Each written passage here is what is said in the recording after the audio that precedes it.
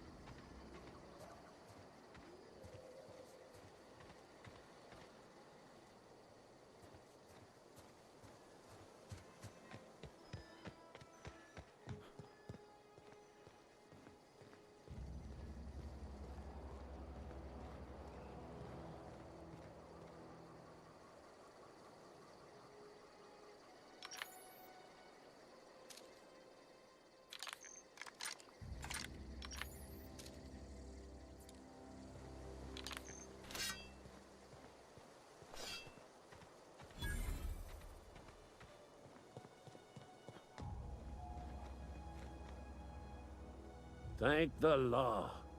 I've been requisitioning backup for months. Guess the boss finally came to his senses. You ever swung a truncheon? Let me see your rifling stance. I want to make sure you're up to snuff.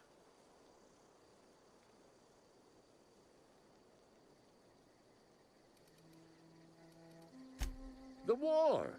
The coming apocalypse! Man versus machine!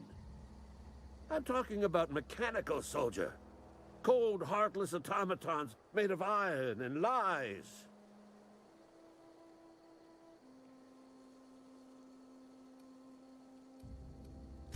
That's right. That's what I've been saying. We gotta square our shoulders and stand ever vigilant. Auto-mechanicals. Creatures forged in the fires of malevolence. I seen them over by the old power plant. Clattering about, firing at the birds, orchestrating their uprising. When the swarms of mechanicals come clanging on over that hill, where will you be? Cowering beneath your cot? Or standing, shoulder to shoulder with the resistance?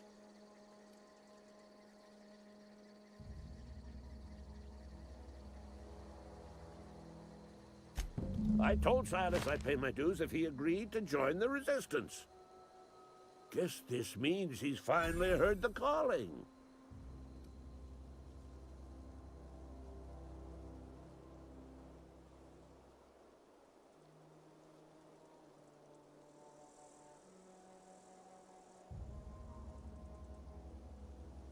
Mechanical repellent! A stroke of inspiration from the law itself. Here, I've been saving up a couple of bits for just such a project. Go on. I'm Ludwig Miller, Associate Security Officer for Transportation. Officially, unofficially, strictly between you and me, I am the only thing standing between Edgewater and total annihilation.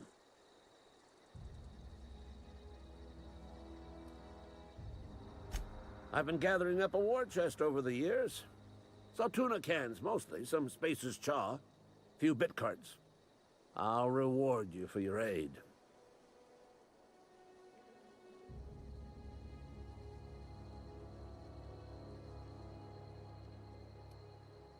Enlistment fees. Yeah, I suppose. Wouldn't want to give the Resistance a bad name. They have sent a scout, prowling around the junkyard just behind our beloved town. This scout must not be permitted to return to its base of operations. Cross it off, then report back.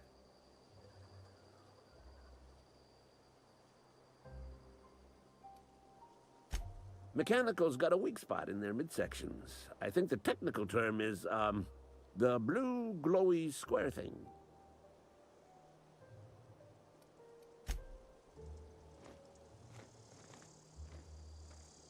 When I was little, we'd get freighters in every Sunday noon. Now they only come but once a month. I love the wind here.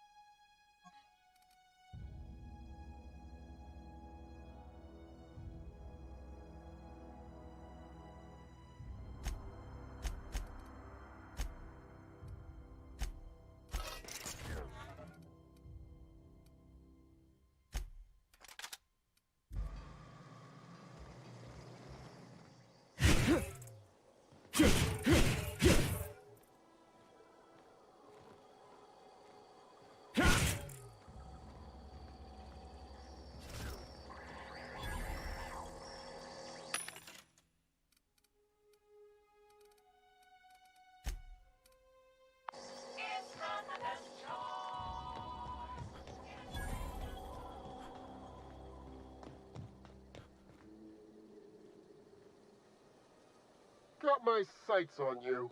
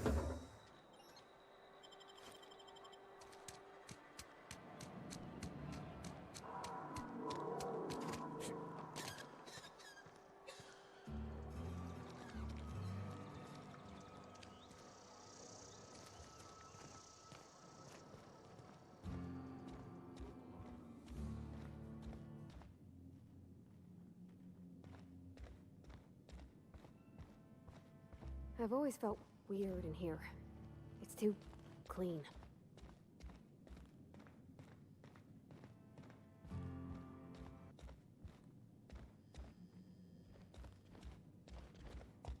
Hey there, Mary.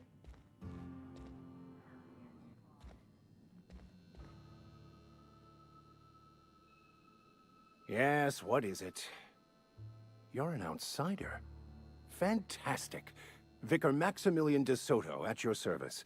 Or Vicar Max, if you're the sort who prefers brevity. And Ms. Holcomb as well. How rare to see you out. And with a complete stranger. Curious. Just tagging along, Vicar DeSoto. Don't mind me. I so rarely get new people to talk to. Name your poison, anything at all. Spiritual counseling? This season's tossball predictions? The quickest way out of town?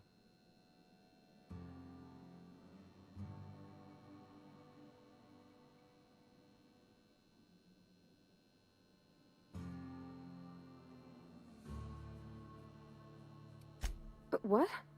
I thought you would talk to him. You wanted to speak to me, Ms. Holcomb? Every time I've tried to engage you in conversation, you look at the floor, answer in single words, and slink away. I can't imagine what would be so grave as to drive her to my mission. What has Mr. Thompson asked you to do?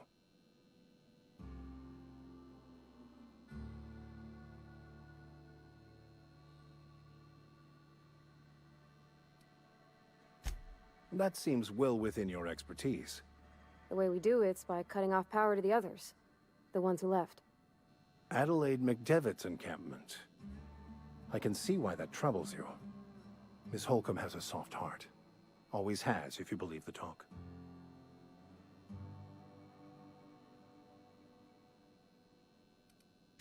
They rejected the order of society and live beyond the walls so thoughtfully provided by our Spacer's Choice patrons.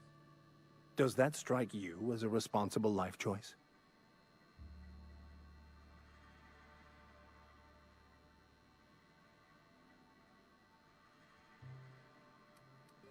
Assuming your goal is to save as many as possible, then you should bring everyone together. Send the power to Edgewater and convince the deserters to return to the fold.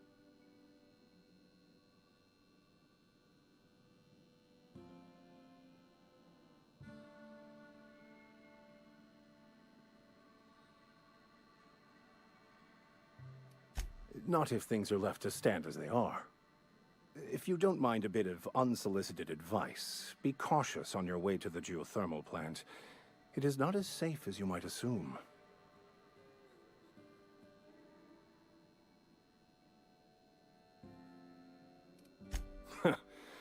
The marauders I met when I ventured outside the walls might agree with you. Bastards snuck up on me while I was dutifully hunting for a banned book in a collector's library. Barely escaped with my life. But you see, one of the reasons I transferred here was to get my hands on that heretical text. If you managed to acquire it for me, I'd pay quite a handsome sum for the book.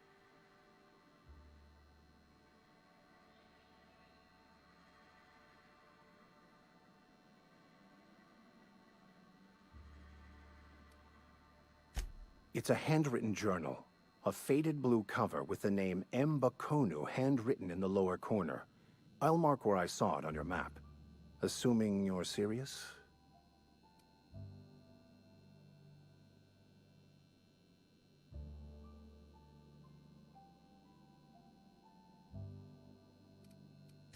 It is not only a beautiful relic of a bygone time, it's also the thoughts of an early thinker on the nature of man's place in the cosmos. Not many in this colony could understand its true value, should they ever read it. Thank you. If you retrieve it, you can always find me here.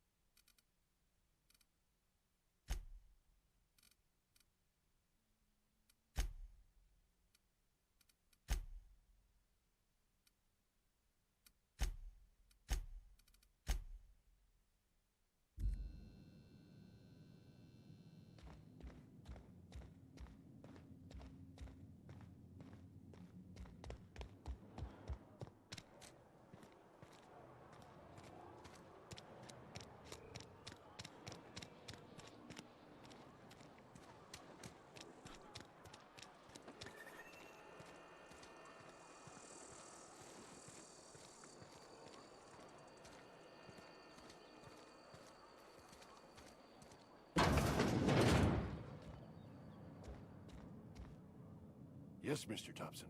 I'm fine, Mr. Thompson. Never been healthier. Whoa, did Mr. Thompson send you? Well, you tell Mr. Thompson I'll be right at my post. Tomorrow. Bright and early tomorrow.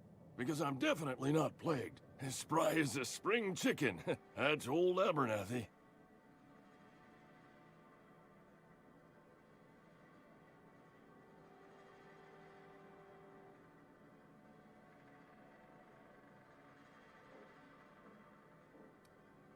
You some sort of wandering alienist? Walking into a man's own domicile, pestering him about his mental state?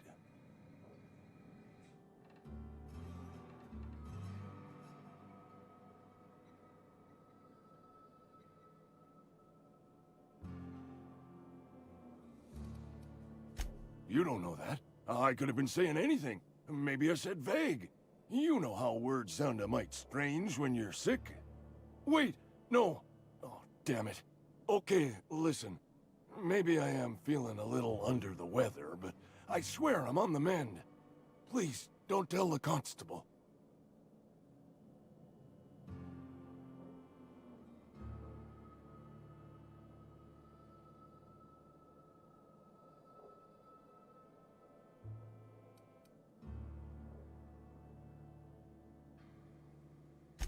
She'll toss me in the sick house. I would have confessed before the good vicar. Get some ablutions for my spirit. Just never found my courage is all. Hey, you're hale and healthy and possibly for hire, ain't ya? Do a good turn for an expiring old man?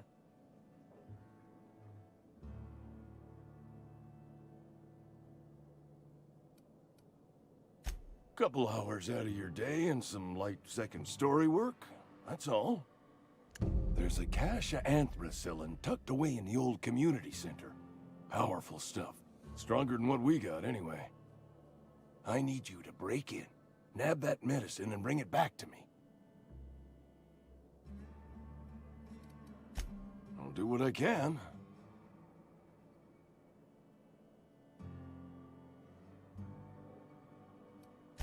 I tried medicating myself with adrenatime. Didn't do much for me, as far as I can tell. Anyway, I can't just buy medicine. Distribution of medicine is strictly prohibited to any workers beneath the acceptable margin of health. Company policy.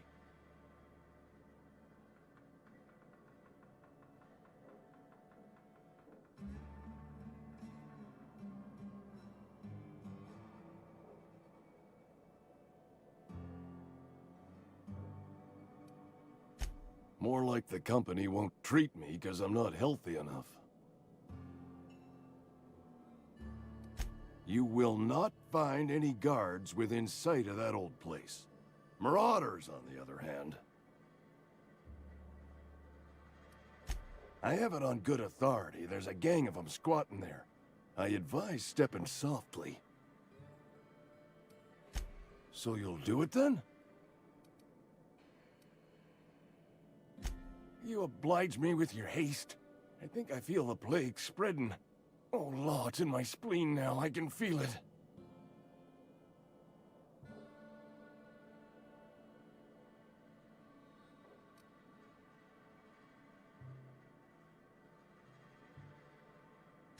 Silas knows, doesn't he? That's why he sent you. That's why he wants me to pay up. He knows. Look, I got my gravesite fees right here. See?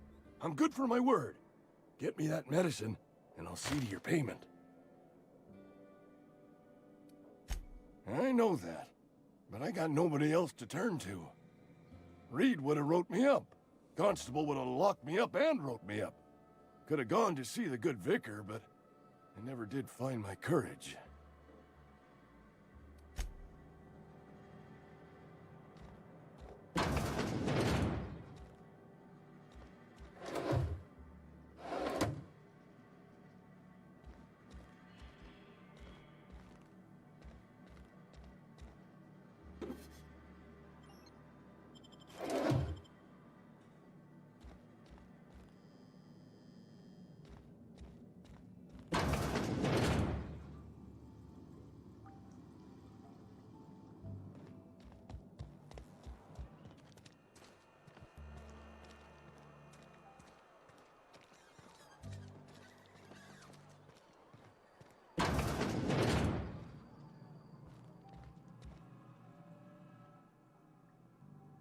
Please don't touch anything.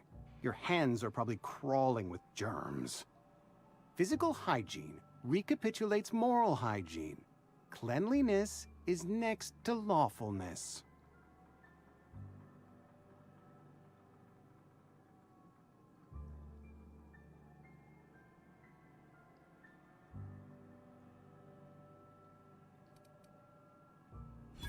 No, thank you. That's quite all right. I've seen enough body parts in my line of work. I'm Conrad. You will report to me if your hair fails to meet Spacer's Choice aesthetic standards. You will also report to me in the event of your death, whereupon I will clean and prepare your remains for interment.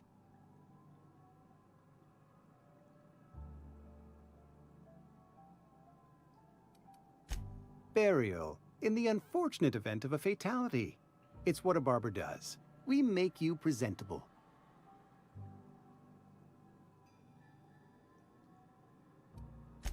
Ah, gravesite fees. Silas and I had talked about this at length.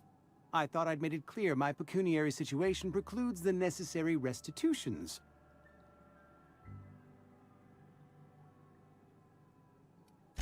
As broke as pie crust, friend. Bidless, indigent, destitute. I simply cannot afford it. I am a blemish on the prosperity of our fair settlement. When I expire, I expect Silas to toss my body into a ditch.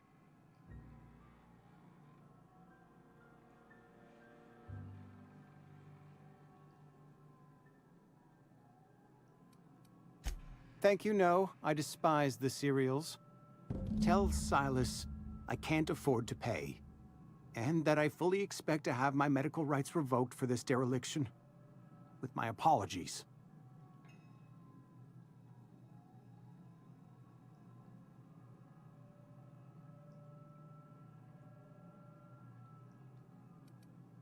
Not a bad idea.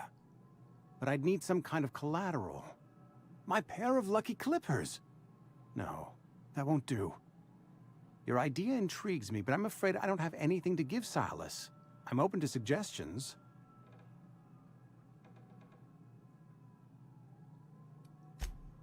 Much obliged.